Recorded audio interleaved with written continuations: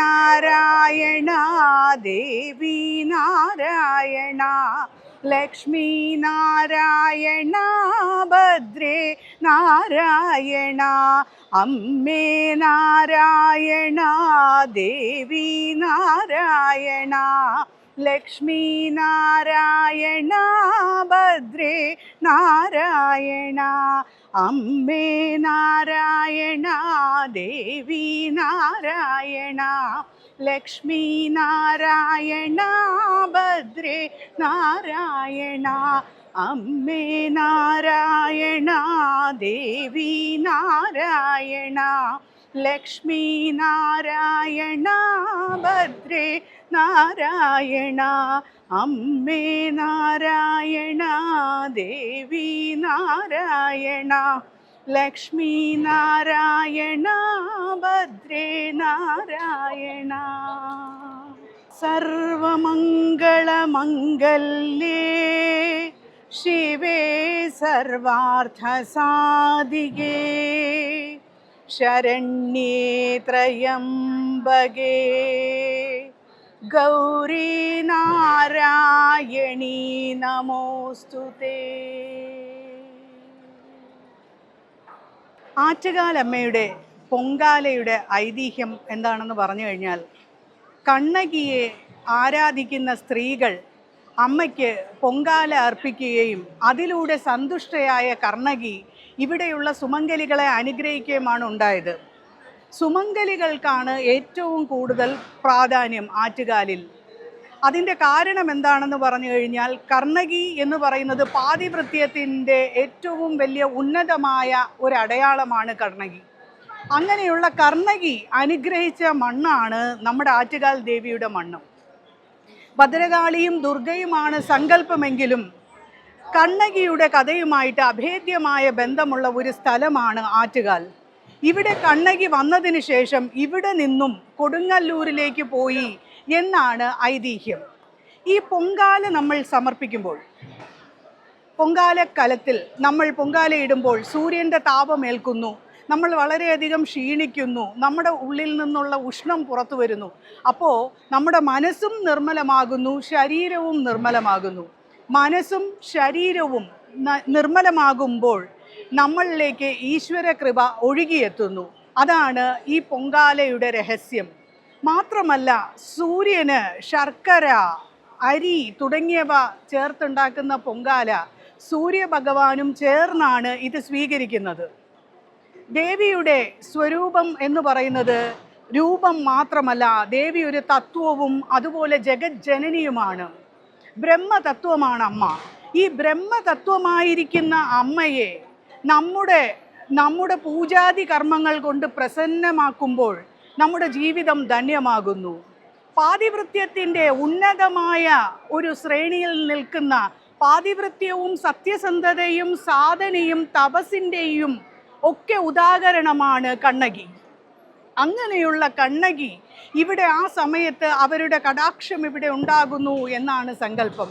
അപ്പം നമ്മുടെ സ്ത്രീകൾ പൊങ്കാല ഇടുന്നതോടൊപ്പം അവരുടെ മനസ്സിൻ്റെ ശക്തി, തപസ്, സാധന ഇങ്ങനെയുള്ള കാര്യങ്ങളും അതോടൊപ്പം തന്നെ പാതിവൃത്യവും അനുഷ്ഠിക്കുമ്പോൾ അവരുടെ ജീവിതത്തിൽ വലിയ മാറ്റങ്ങളും ശക്തിയും സിദ്ധിയും ഉണ്ടാകുന്നു.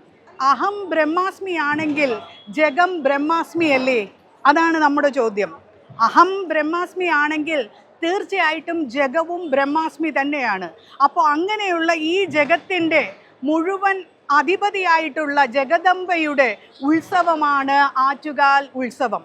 അതുമാത്രമല്ല, ദിവ്യജനനിയുടെ പരബ്രഹ്മ സ്വരൂപിണിയുടെ കടാക്ഷം ഏതൊരു താഴേക്കുള്ള ഒരാളിൽ നിന്ന് പോലും ലഭ്യമാകാൻ സാധിക്കുന്ന ഒരു തരത്തിലാണ് ഈ പൊങ്കാല മഹോത്സവം നടത്തുന്നത്. ഏതൊരു വ്യക്തിക്കും അവരുടേതായ തലത്തിൽ അവർക്ക് ആധ്യാത്മികമായ ഉയർച്ചയുണ്ടാവാൻ സാധിക്കുന്ന ഉതകുന്ന തരത്തിലാണ് ഈ ഒരു പൊങ്കാല മഹോത്സവം നമ്മൾ കൊണ്ടാടുന്നത്. അതുമാത്രവുമല്ല, ഇന്ന് സ്ത്രീകളിലും സമൂഹത്തിലും ആകമൊത്തം മൂല്യച്യുതി നടന്നുകൊണ്ടിരിക്കുന്ന ഈ ഒരു കാലഘട്ടത്തിൽ പാതിവൃത്യത്തിൻ്റെയും ശക്തിയുടെയും തപസ്സിൻ്റെയും സാധനയുടെയും ശക്തി എന്താണ് എന്ന് വെളിപ്പെടുത്തുന്ന ഒരു മഹാനുഭവം കൂടെയാണ് ഈ ജഗജ്ജനനിയുടെ ഈ ഉത്സവം. അതുമാത്രമല്ല, സ്ത്രീകളിൽ അമ്മയുടെ ഭക്തരാണെങ്കിൽ തീർച്ചയായിട്ടും അവർക്ക് ജീവിതത്തിൽ ചില ഗുണങ്ങൾ ഉണ്ടാവണം. ദേവി എന്ന് പറയുന്നത് രൂപം മാത്രമല്ല, നമ്മുടെ ഉള്ളിൽ ബുദ്ധിയായും, നമ്മുടെ കണ്ണിൽ കാഴ്ചയായും, നമ്മുടെ കാതിൽ കേൾവിയായും, നമ്മുടെ നാവിൽ നാദമായും, നമ്മളിൽ പ്രാണനായും, നമ്മളിൽ ബോധമായും ഇരിക്കുന്ന അമ്മ, ആ ചൈതന്യം, ആ ജഗജ്ജനനി, ആ ജനനിയെയാണ് നമ്മൾ ഇവിടെ സ്തുതിക്കുന്നത്. അപ്പോൾ അങ്ങനെ വരുമ്പോൾ ഈശ്വരാധീനം അല്ലെങ്കിൽ ഈശ്വര സാക്ഷാത്കാരം ഇല്ലാത്തൊരാൾക്ക് പോലും ആ ഒരു ഈശ്വരീയമായ അനുഭൂതി, ആ ഒരു എനർജി തലത്തിൽ അനുഭവിക്കാൻ സാധിക്കും എന്നുള്ളതാണ് ഇവിടുത്തെ ഏറ്റവും വലിയ മഹിമ. ആറ്റുകാലമ്മയുടെ ഈ തൃപ്പാദങ്ങളിൽ നമുക്കേവർക്കും നമ്മുടെ അശ്രുപൂജകൾ സമർപ്പിക്കാം.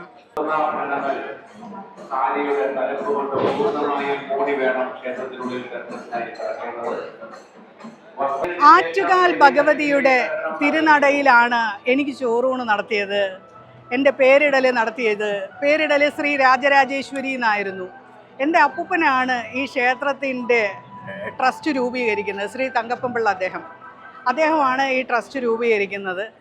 അങ്ങനെ അമ്മുമ്മയുടെ കുറച്ച് ബന്ധുക്കളും എല്ലാവരും ഈ ട്രസ്റ്റിൻ്റെ ഭാഗമായിട്ടുണ്ട്. അപ്പോൾ ഇതിൽ നമ്മൾ ചെറിയ പ്രായം തൊട്ട് അമ്മയുടെ നടയിൽ വരികയും അമ്മയുടെ പൊങ്കാല കാണുകയും ദിവസവും അമ്മ നമ്മുടെ ദൈനംദിന ജീവിതത്തിൻ്റെ ഒരു ഭാഗവും കൂടെയാണ്. അങ്ങനെ ഇരിക്കെ നമ്മൾ എന്താന്ന് പറഞ്ഞാൽ സ്കൂളിലും കോളേജിലും ഒക്കെ പഠിക്കുമ്പോൾ മിക്ക ദിവസവും അമ്മയെ തൊഴാനായിട്ട് കാലത്തെ വരും. കാലത്തെ തൊഴാൻ വന്നു കഴിഞ്ഞാൽ സമയം പോകുന്നത് അറിയാറില്ല. ചില സമയം ധ്യാന നിമഗ്നരായിട്ടിരിക്കും. ഈ ധ്യാന നിമഗ്നയിൽ ഇരുന്ന് സ്കൂളിലും കോളേജിലും പോകാനായിട്ട് താമസിക്കാറുണ്ട്. അങ്ങനെ പിന്നെ ടാക്സിയോ ഒക്കെ പിടിച്ച് പോയിട്ടുണ്ട്. പല ദിവസങ്ങളിലും സ്കൂളിലും കോളേജിലും താമസിച്ചെത്താറും ഉണ്ടായിരുന്നു. പക്ഷെ അന്നെല്ലാം ഈ തപസ് എന്താണ്, ധ്യാനം എന്താണ് ഒന്നും അറിയില്ല. അമ്മയുടെ നടയിൽ വരും, ആ ധ്യാന നിമഗ്നമായിട്ടിരിക്കും. കുറെ കഴിയുമ്പോഴത്തേക്കും സ്കൂളിൽ പോകാൻ സമയമായി, കോളേജിൽ പോകാൻ സമയമായി എന്നുള്ള ഓർമ്മ വരും, പോവും. അങ്ങനെയായിരുന്നു നടന്നിരുന്നത്. പക്ഷെ ഇപ്പോൾ എനിക്കത് ആലോചിക്കുമ്പോൾ അത് അമ്മയുടെ കടാക്ഷമായിട്ട് തന്നെയാണ്. എനിക്ക് ധ്യാനം എന്താണ്, തപസ് എന്താണെന്ന് ആദ്യമായിട്ട് പഠിപ്പിച്ചു തന്നത് അമ്മ തന്നെയാണ്, അമ്മയുടെ സന്നിധി തന്നെയാണ്. അതുപോലെ അമ്മയുടെ എഴുന്നള്ളിപ്പ് വരുമ്പോൾ നമ്മൾ ഈ പ്രപഞ്ചം ശ്രദ്ധിച്ചു കഴിഞ്ഞാൽ അറിയാം, നിശ്ചലമാവും. അപ്പം ഞാൻ ചെറിയ കുട്ടിയായിരിക്കെ തന്നെ അത് ശ്രദ്ധിക്കുമായിരുന്നു. എങ്ങനെയാണ് അമ്മയുടെ ഈ ഉത്സവം വരുമ്പോഴും അമ്മയുടെ എഴുന്നള്ളിപ്പ് വരുമ്പോഴും നമ്മുടെ ചുറ്റിനും എങ്ങനെയാണ് ഈ നിശ്ചലത വരുന്നത്. അപ്പോഴാണ് ഈ ദേവി എന്താണെന്നും ദേവി കോൺഷ്യസ്നെസ് എന്താണെന്നും അമ്മ ശ്രീ രാജരാജേശ്വരി ആണെന്നും ഒക്കെയുള്ള തത്വങ്ങൾ മനസ്സിലായത്. ഇതിൽ നമുക്ക് വേറൊരു കാര്യം കാണാൻ കഴിയുന്നത് അമ്മയുടെ ഈ ഒരു ശക്തി പ്രവാഹമാണ്. ഇത്രയും ജനങ്ങൾ ഒരു സ്ഥലത്ത് തന്നെ ഇങ്ങനെ വരുന്നതും അവരുടെ സന്തോഷവും, സ്ത്രീകൾക്ക് ഏറ്റവും കൂടുതൽ സന്തോഷവും ആനന്ദവുമുള്ള ഒരു ഉത്സവം കൂടെയാണ് ആറ്റുകാൽ പൊങ്കാല. ഇതുമാത്രമല്ല, ആറ്റുകാൽ പൊങ്കാലയുടെ വേറൊരു ശാസ്ത്രീയമായ വശം എന്താണെന്ന് പറഞ്ഞാൽ ഏത് തലത്തിൽ നിൽക്കുന്ന ഒരാളിനെയും ബ്രഹ്മതലത്തിലേക്ക് ഉയർത്താൻ സാധിക്കുന്ന, ആ ഒരു ജ്ഞാനം കൊടുക്കാൻ സാധിക്കുന്ന ഒരു ചൈതന്യവത്തായിട്ടുള്ള ഒരു ഉത്സവമാണ്. എൻ്റെ അമ്മൂമ്മയായിട്ടുള്ള ശ്രീ രാമായണം ജാനകി അമ്മൂമ്മ രാമായണം പല രാഗങ്ങളിൽ വായിക്കുമായിരുന്നു. അന്നൊക്കെ രാമായണം അങ്ങനെയാണ് വായിച്ചുകൊണ്ടിരുന്നത്. അപ്പോൾ ആ അമ്മൂമ്മ പറയുന്ന ഒരു കാര്യം ഞാൻ ഓർക്കുകയാണ്. അതായത് ഇവിടെ ആറ്റുകാൽ ഭഗവതി ക്ഷേത്രത്തിൽ ഒരു 80 വർഷം മുമ്പ്, അല്ലെങ്കിൽ ഒരു 80 വർഷം മുമ്പ് ആൾക്കാർ വളരെ കുറവായിരുന്നു വന്നുകൊണ്ടിരുന്നത്. അന്ന് ഒരു വെടി വെക്കും. ആ വെടി വെക്കുന്നത് ബാലൻ കണ്ട്രാക്ക് എന്ന് പറയുന്ന അദ്ദേഹമാണ്. അദ്ദേഹത്തിൻ്റെ അമ്മൂമ്മയുടെ ഒരു വെടി മാത്രമേ ദിവസം ഉണ്ടാവുള്ളൂ. ഈ 2 ഭാഗവും വലിയ വയലാണ്, ആൾക്കാരധികം വരാറില്ല എന്നൊക്കെ പറഞ്ഞ് അമ്മൂമ്മ പറയുന്നത് ഞാൻ കേട്ടിട്ടുണ്ട്. അപ്പോൾ അങ്ങനെയുള്ള ആ ഒരു തുടക്കത്തിൽ നിന്നുമാണ് അമ്മയുടെ ശക്തി ചൈതന്യം വിശ്വലോകം മുഴുവൻ വ്യാപിച്ചത്. അപ്പോൾ അതിൽ നിന്ന് തന്നെ ഒരു മിറാക്കുലസ് ആയിട്ടുള്ള അമ്മയുടെ ഈ ഒരു ശക്തി നമുക്ക് ഫീൽ ചെയ്യാൻ പറ്റുന്നതും അമ്മയുടെ വളർച്ച അല്ലെങ്കിൽ അമ്മയുടെ ആ ഒരു ശക്തി പ്രവാഹം നമുക്ക് കാണാൻ സാധിക്കുന്നതുമാണ്. ആറ്റുകാൽ ദേവീക്ഷേത്രം എന്ന് പറയുന്നത് സ്ത്രീകളുടെ ശബരിമലയാണ്. സ്ത്രീകളുടെ ശബരിമല എന്ന് പറയുമ്പോൾ സ്ത്രീകൾക്ക് ആധ്യാത്മികമായിട്ട് ഉയരുവാനുള്ള ഒരു സ്ഥലം കൂടെയാണ്. ഇവിടെ ചൈതന്യം എന്ന് പറയുന്നത് ഒരു ബാലരൂപത്തിലുള്ള ഭദ്രകാളിയായിട്ടും ഒരു ദുർഗാദേവിയുടെയും ഒക്കെ ഒരു ചൈതന്യമാണ് കാണുന്നത്. അങ്ങനെയുള്ള ഈ ഒരു അവസരത്തിൽ നമ്മൾ ഓരോരുത്തരിലും സാധന എന്താണ്, തപസ് എന്താണ്, ഒരു തപശക്തി കൊണ്ട് എങ്ങനെ ഒരു സാധാരണ സ്ത്രീക്ക് ഈശ്വരീയത അടയാൻ സാധിക്കും എന്നുള്ളതിൻ്റെ ഏറ്റവും വലിയ ഉദാഹരണവും നമ്മളെ അത് പഠിപ്പിക്കുകയും കൂടെ ചെയ്യുകയാണ് ദേവി.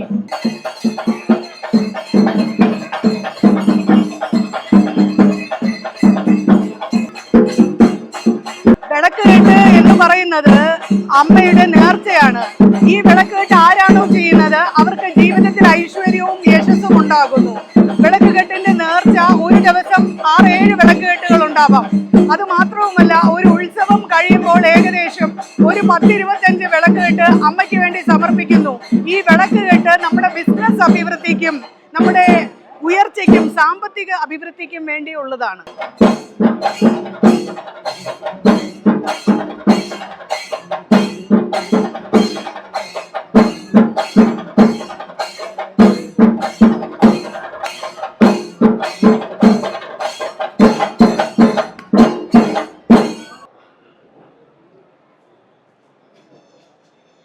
गुरु ब्रह्मा गुरु विष्णु गुरुदेवो महेश्वरः गुरु साक्षात् परब्रह्मा तस्मै श्री गुरवे नमः। ओम श्री गुरुभ्यो नमः।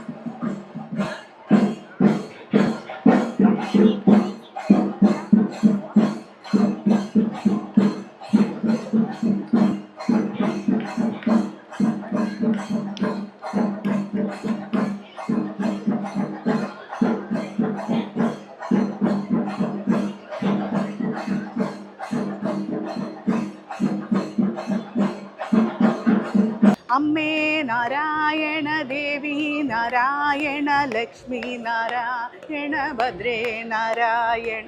अम्मे नारायण देवी नारायण लक्ष्मी नारायण भद्रे नारायण।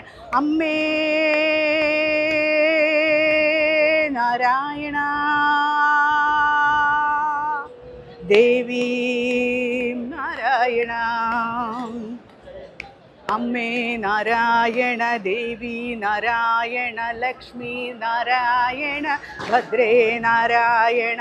अम्मे नारायण देवी नारायण लक्ष्मी नारायण भद्रे नारायण।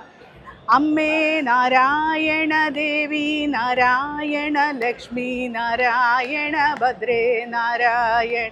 अम्मे नारायण देवी नारायण लक्ष्मी नारायण भद्रे।